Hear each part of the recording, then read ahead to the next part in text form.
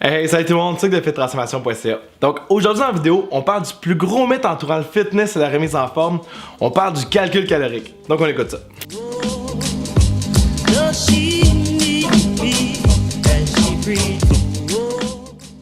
Donc, le calcul calorique, qu'est-ce que je veux dire par là? C'est que dans l'industrie du fitness, l'industrie de la remise en forme, on calcule beaucoup les calories et on dit qu'une calorie, c'est une calorie, peu importe qu'est-ce qu'on va manger. Aujourd'hui, on va démystifier ça et on va dire pourquoi que c'est pas vrai. Donc, en fait, une calorie, premièrement, c'est pas une calorie. Donc, si je peux prendre un exemple sur des amandes versus des jujubes, une poignée d'une amande et une poignée de jujubes, c'est relativement le même nombre de calories. Par contre, on le sait, vous n'allez pas réagir pareil si vous prenez une poignée de jujubes versus une poignée de noix. Il y en a un plus santé que l'autre, puis il y en a un autre qui va avoir une grosse relâche d'insuline et l'autre non. L'insuline, c'est sûrement qui est anabolisante, donc il va être en stockage de gras, et l'autre non.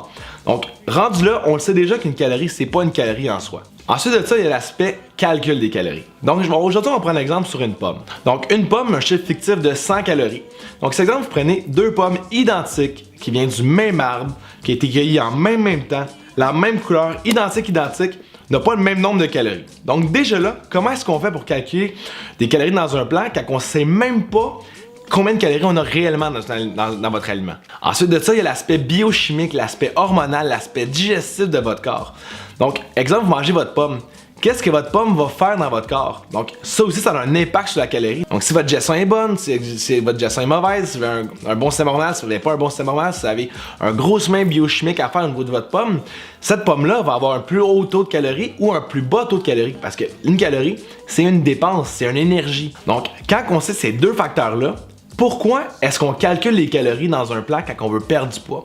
Un exemple, du monde qui vont manger du 1100 calories et qui perdront plus de poids. Qu'est-ce qui se passe dans ce temps-là? Pourquoi vous perdez pas de poids? Parce que mathématiquement, vous devriez en perdre parce que vous êtes sous-calorique.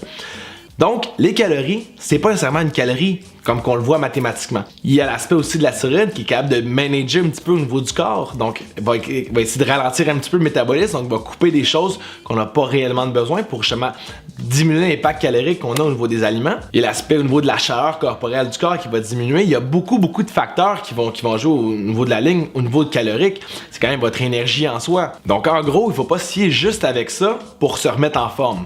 Il faut plutôt regarder qu'est-ce que votre corps a de besoin. Donc, si vous avez un problème hormonal dans votre corps, peu importe ça soit quoi, et que vous avez une diète qui se calcule seulement les calories, malheureusement, les chances que ça fonctionne sont assez minimes. Parce que justement, on ne donne pas au corps qu'est-ce que le corps a besoin. Donc, ce qui fait en sorte que votre corps, quand il manque de quelque chose, il ne va pas vous faire confiance pour venir diminuer votre taux de gras. Il va plutôt essayer de tout régler les autres problèmes en soi. Donc, si vous donnez au corps vraiment les micronutriments, donc les vitamines et minéraux nécessaires que vous pouvez trouver dans l'alimentation, votre corps va vous remettre ça à sa manière et vous commencez à diminuer son poids. Donc, une autre chose qu'il faut regarder quand on calcule les calories, c'est que le calcul calorique peut devenir relativement maladif pour certaines personnes. Donc, si, exemple, on mange 1100 calories et on dépasse de 50 calories, le monde va commencer à capoter un petit peu. Il faut pas, c'est important de ne pas capoter à cause qu'on dépasse de 50 calories parce que comme j'ai parlé, on ne sait pas exactement combien de nombre de calories vraiment est-ce qu'on mange durant la journée. Donc déjà là, enlevez votre stress de ça. Mangez plutôt intuitivement. C'est sûr que ça devient difficile, ça prend du monde pour vous coacher par rapport à ça. Du monde comme moi j'essaie de faire ça avec la plupart de mes clients, donc de ne pas donner les calories dans les plats, c'est super important. Je vais donner des conseils comme exemple, arrêtez de manger quand vous êtes plein pour y aller plus intuitivement, des choses du genre. Mais il faut surtout avoir assez de nutriments comme j'ai parlé. Donc si exemple vous avez assez de calories, assez de nutriments, votre perte de poids va être beaucoup plus facile et en plus de ça, ça va être très santé. Donc j'espère que l'aspect calorique au niveau de la vidéo a été bien expliqué. J'espère que vous comprenez mieux que la calorie n'est pas une calorie en soi et il n'y a pas un nombre prédéterminé. Si vous avez des questions, on peut m'écrire par courriel au info@fittransformation.ca, sur Messenger via Facebook ou encore sur Instagram via fittransformation. Donc là-dessus, on se dit aux prochaines vidéos. She breathes.